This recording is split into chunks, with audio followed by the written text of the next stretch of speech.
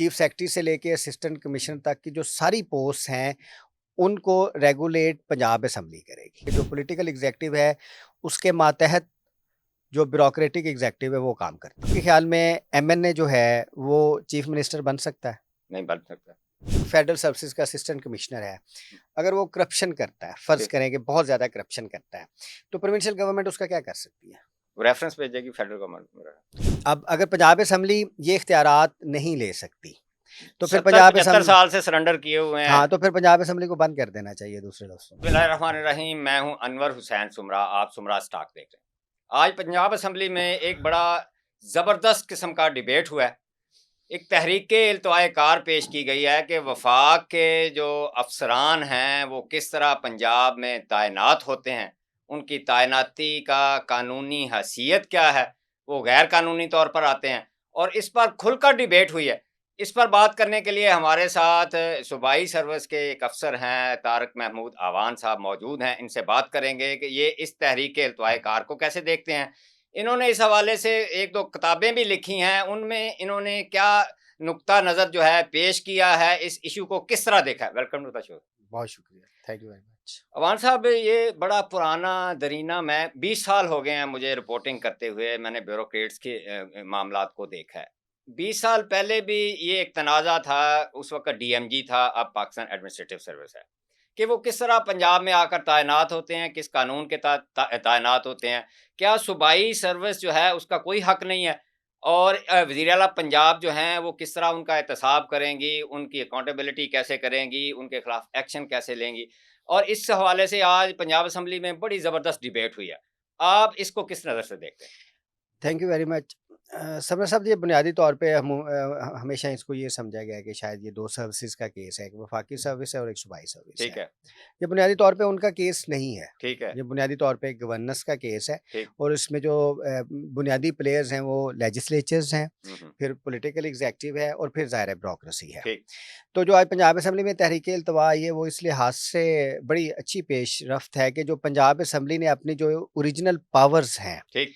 उनके ऊपर बात की है कि जो उनकी ओरिजिनल पावर्स हैं सूबाई पोस्ट को लेके, हुँ, हुँ। वो कौन इस्तेमाल कर रहा है, कहाँ से इस्तेमाल हो रही हैं, कैसे इस्तेमाल हो रही हैं और उससे गुड गवर्नेंस जो है और जो total scheme of the constitution है, वो कैसे जो है वो नज़रअंदाज हो रही है। इसमें 2 चीज़ें हैं। ठीक। 240 बी जो आर्टिकल है आइन का आर्टिकल।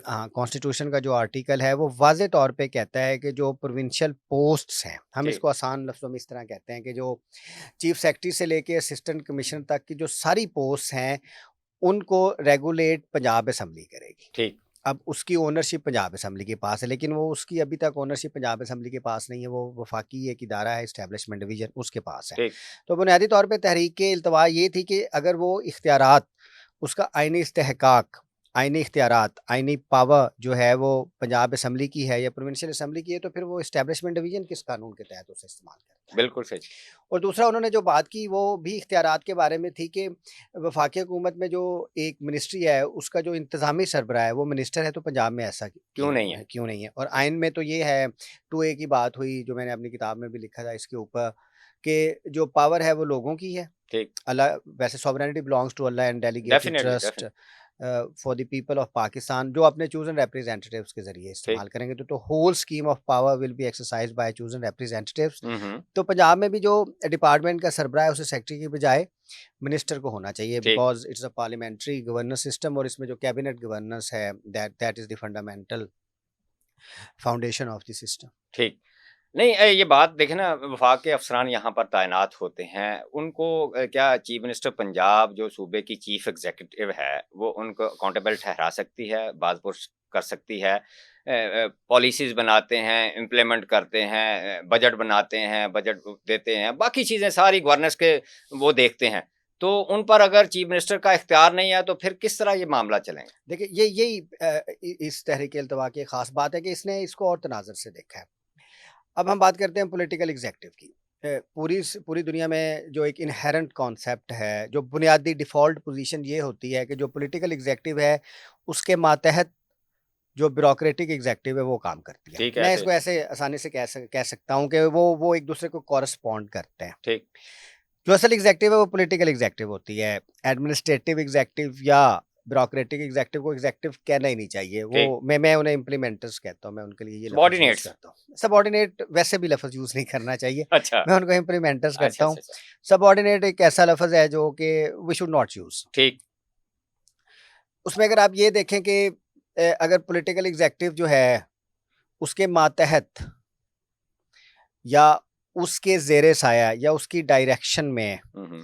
अगर ब्यूरोक्रेसी काम नहीं करेगी, ठीक, तो फिर वो गवर्नेंस सिस्टम नहीं चल सकती। ठीक। इसको और आसानी से इस तरह से कह सकते हैं कि अगर पॉलिटिकल एग्जीक्यूटिव राजपूत है, तो फिर ब्यूरोक्रेसी को भी राजपूत हो। राजपूत होना चाहिए। ये नहीं हो सकता कि वो जाट है। अब ये ठीक, कैसे डिफरेंस होता है? ठीक। अब जो पॉलिटिकल एग्जीक्यूटिव है, उसको पंजाब असेंबली पैदा कर रही है हुँ, और जो ब्यूरोक्रेटिक एग्जीक्यूटिव है, उसको वफ़ाक पैदा वफाक पैदा कर रहा है। तो फिर एक अनोमली आ गई कि एक फेडरल गवर्नमेंट में या एक फेडरल गवर्नमेंट डोमिनेंट पोजीशन में है और वो इंक्रोच कर रही है प्रोविंशियल गवर्नमेंट्स को, और एक फेडरल रियासत के अंदर आपकी एक यूनिटरी ब्यूरोक्रेसी है। ठीक। मेरा बल्कि आपसे क्वेश्चन है, इसके ऊपर हमें थोड़ी बहस करने की भी ज़रूरत है। आपके ख़्याल में एमएनए जो है वो चीफ़ मिनिस्टर बन सकता है? नहीं बन सकता, एमएनए स्पीकर बन सकता है पंजाब नहीं असेंबली बन का? सकता। एमएनए मिनिस्टर बन सकता है? नहीं, सूबे का मिनिस्टर नहीं बन क्यों सकता। नहीं बन सकता? इसलिए कि वो तो वफ़ाक के लिए इलेक्ट हुआ है, क्योंकि वो उसकी ज्यूरिसडिक्शन वफ़ाक जो है। है वो स्केड्यूल 4 के मुताबिक जो है वो फेडरल लेजिस्लेटिव लिस्ट है, ठीक। वफाक है। तो अगर एमएनए पॉलिटिकल एग्जीक्यूटिव नहीं बन सकता, एक फेडरल का लेजिस्लेटर जो है वो फेडरल गवर्नमेंट का जो लेजिस्लेटर है, पार्लियामेंट का जो लेजिस्लेटर है, वो प्रोविंशियल गवर्नमेंट का पॉलिटिकल एग्जीक्यूटिव की पोजीशन में नहीं आ सकता, तो उसका जो कॉरस्पॉन्डिंग पार्ट है वो फिर इस्लामाबाद की ब्यूरोक्रेसी या इस्लामाबाद के ब्यूरोक्रेट्स कैसे आ सकते हैं? वो कॉन्स्टिट्यूशनली नहीं आ सकते, ठीक। क्योंकि इन्होंने नहीं, ये तो कॉरस्पॉन्ड कोई 1993 का फ़ॉर्मूला भी नहीं, कहते हैं। अब देखें, कॉन्स्टिट्यूशन सुप्रीम है ना, ठीक। तो कॉन्स्टिट्यू वो फ़ॉर्मूला फिर उस पे क्यों लागू है? वो क्यों चल रहा है अभी नहीं, तक? वो एक अलहदा बहस है। अगर एक कॉन्स्टिट्यूशन पाकिस्तान में इम्प्लीमेंट नहीं हो रहा, हुँ। लेजिस्लेशन इम्प्लीमेंट नहीं हो रही या इवन डेलीगेटेड ये किसकी लेजिस्लेशन कमज़ोरी है फिर? इम्प्लीमेंट है, ये किसकी? बुनियादी तौर पे पंजाब असेंबली की और प्रोविंशियल असेंबली की है। तो पं पहली दफ़ा इसलिए उन्होंने पंजाब की टेक अप किया। कैबिनेट और पंजाब असेंबली की कमज़ोरी है। पंजाब गवर्नमेंट की भी है, हुँ। लेकिन प्राइमरीली ये पंजाब असेंबली की है। ठीक है, कि वो अपने इख्तियारात को खुद एक्सरसाइज़ करने में नाकाम हो। नाकाम रही है। अच्छा, उसके फिर नताइज आते हैं। अभी आप पंजाब असेंबली को अगर हम केस, मैंने जो मेरी दूसरी बुक है fixing the legislative branch of the government, उसमें मैंने पंजाब असेंबली का है ना एक केस लॉ बयान ठीक, किया है कि ये पाकिस्तान का सबसे कमज़ोर इदारा है। ठीक, अब पंजाब असेंबली ने 2 काम करने हैं, ठीक, लेजिस्लेशन का और एग्जीक्यूटिव अकाउंटेबिलिटी का। ठीक ऐसे ही है।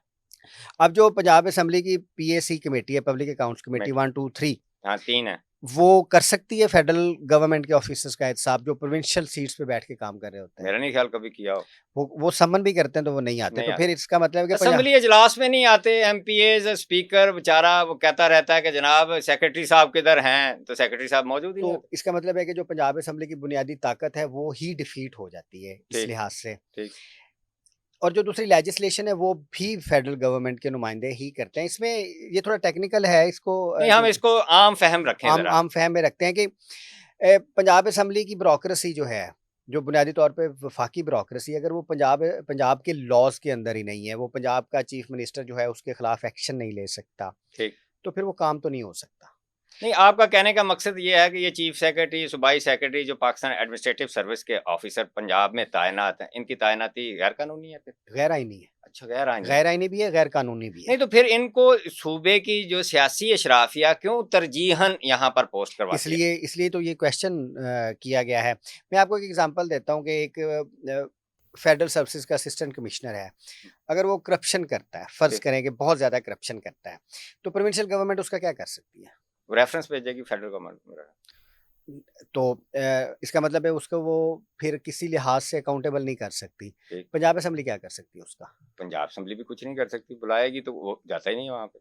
तो उसके खिलाफ एक्शन ही नहीं ले सकती, क्योंकि वो ये कहते हैं कि हमारी जो टर्म्स एंड कंडीशंस है वो एस्टैब्लिशमेंट डिवीज़न करती है।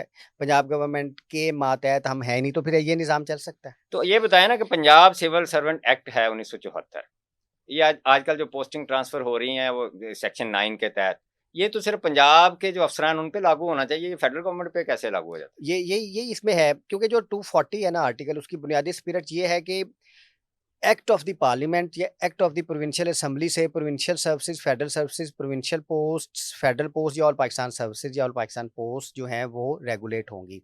अगर हम प्रोविंशियल पोस्ट की बात करें तो वो एक्ट ऑफ पार्लियामेंट से नहीं बल्कि एक्ट ऑफ प्रोविंशियल असम्बली से रेगुलेट होंगी और पंजाब ने इसके ऊपर पंजाब सिविल सर्विस एक्ट 1974 बनाया है।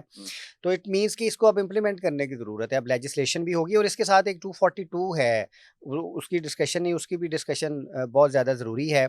मैं बल्कि आपसे ही पूछता हूँ इसके ऊपर कि 242 आर्टिकल के तहत एक फेडरल पब्लिक सर्विस कमीशन है और एक प्रोविंशियल जो है पब्लिक सर्विस कमीशन है।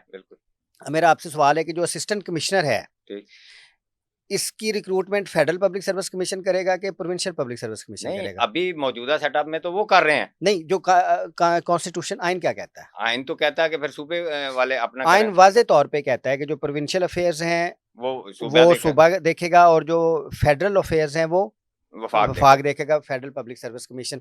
तो आपके सीएसएस के जरिए जो फेडरल पब्लिक सर्विस कमीशन है वो असिस्टेंट कमिश्नर की रिक्रूटमेंट किस कानून के तहत करता है? मेरा नहीं ख्याल किसी।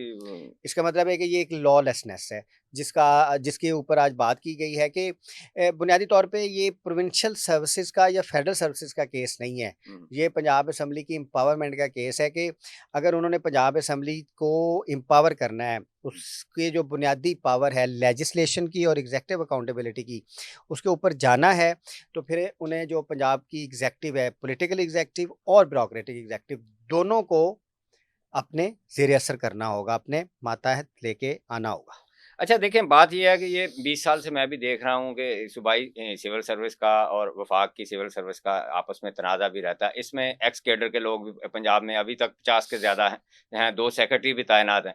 आपकी सर्विस के लोग कुछ यानी मौजूदा सेटअप में 4 कमिश्नर्स लगे हुए हैं आपकी सर्विस के, 2 सेक्रेटरी लगे हुए हैं। इस तरह के मामला वो कुछ थोड़ा बहुत हिस्सा लेकर वो खामोश हो जाते हैं। फिर मैं उनका नुमाइंदा नहीं हूँ। नहीं, नुमाइंदा नहीं है, लेकिन अवान साहब बात ये ऑन ग्राउंड तो ये चल रहा है ना, ये कोई एडजस्टमेंट तो चल रही है। तो फिर रियलाइजेशन तो है नहीं आपके लोगों में, यानी सूबाई सर्विस के अफसरान जो हैं उनमें तो रियलाइजेशन नहीं, वो तो थोड़ा बहुत हिस्सा लेते हैं। मेरे लिए ना ये गवर्नेंस का केस है और मैंने 4 बुक्स जो गवर्नेंस के ऊपर लिखी हैं वो बुनियादी तौर पे इसके ऊपर लिखी हैं कि जो ब्यूरोक्रेटिक गवर्नेंस है उसकी जगह हमने डेमोक्रेटिक गवर्नेंस लेके आनी है। डिस्ट्रिक्ट में जो आपका ज़िले नाज़म है या जो इलेक्टेड आदमी है उसको मजबूत करने की ज़रूरत है और ज्यूरिसडिक्शन से अलग करने की ज़रूरत है। नहीं, ये जो तहरीक पेश हुई है, क्या आप समझते हैं पंजाब असम्बली जो है वो अपना ये मामलात इख्तियारात ले लेगी? उसको लेने चाहिए। अब अगर पंजाब असम्बली ये इख्तियारात नहीं ले सकती तो फिर पंजाब 75 साल से सरेंडर किए हुए हैं। हाँ, तो फिर पंजाब असम्बली को बंद कर देना चाहिए दूसरे लफ्ज़ों में। अच्छा, यानी आपका कहने का मकसद है फिर उसका फंक्शन उसका कॉन्सेप्ट 2 पावर्स के ऊपर है कि वो लेजिस्लेट करेगी और एग्जेक्टिव अकाउंटेबिलिटी करेगी। अगर वो लेजिस्लेट ही नहीं कर सकती और एग्जेक्टिव अकाउंटेबिलिटी नहीं कर सकती तो फिर पंजाब असम्बली का फ़ायदा नहीं है। ठीक है। नाज़रीन, आपने सुना तारिक अवान साहब का ये कहना है कि ये बेसिकली गवर्नेंस का इशू है, 2 सर्विसेज का इशू नहीं है। इस गवर्नेंस के इशू को जो सूबे को इख्तियार आइन ने दिए हैं वो सूबे में एक्सरसाइज होने चाहिए। जो वफाक को दिए हैं वो वफाक करे, क्योंकि ये 18वीं तरमीम में बिल्कुल डिसाइड हो मैं चुका आपकी एक बात काट रहा हूँ, एक थोड़ी सी कन्फ्यूजन मैं इसमें डालना चाहूँगा कि 240 ने 3 सर्विसेज और 3 पोस्ट बताई हैं। अच्छा, जो फेडरल गवर्नमेंट है वो फेडरल पोस्ट के ऊपर फेडरल सर्विसेज कायम करेगी और जो कॉमन पोस्ट हैं उनके ऊपर ऑल पाकिस्तान सर्विसेज या कॉमन सर्विसेज नहीं, एपीयूजी तो नहीं हम कह सकते, हम इसको कॉन्सेप्ट के ऊपर आते हैं। ये सारे एग्जेक्टिव ऑर्डर्स के जरिए फ्रॉडुलेंट चीज़ें हैं। जो कॉमन पोस्ट हैं उसके ऊपर कॉमन सर्विसेज होंगी जिनके हम ऑल पाकिस्तान सर्विसेज कहते हैं और वो सीसीआई में बनेगी, फेडरल लेजिस्लेटिव लिस्ट पार्ट 2 के सब्जेक्ट्स। और जो 240 बी है उसकी एक्सक्लूसिव ज्यूरिसडिक्शन है। 240A 240 बी एक दूसरे से इंडिपेंडेंट हैं और जो प्रोविंशियल पोस्ट है ना, इसमें किसी सूरत भी फेडरल गवर्नमेंट की या सीसीआई की थ्रू फेडरल सर्विसेज और पाकिस्तान सर्विसेज इंटरवेंशन नहीं हो सकती। 3 सर्विसेज हैं, 3 तरह की पोस्ट हैं, 3 तरह की ज्यूरिसडिक्शंस हैं। Federal government, CCI, federal government federal legislative list part के 59 सब्जेक्ट्स को देखेगी, सीसीआई 18 सब्जेक्ट्स को देखेगी और रेजिडरी जो है वो सूबा देखेगा। 3 तरह के फोरम्स हैं, 3 तरह की गवर्नमेंट्स हैं, 3 तरह की पोस्ट हैं, 3 तरह की सर्विसेज हैं, ज्यूरिसडिक्शंस में ही रहना चाहिए। जी नाज़रीन, आज के लिए इतना ही। अगले पॉडकास्ट के साथ दोबारा हाजिर होते हैं। अल्लाह हाफ़िज़।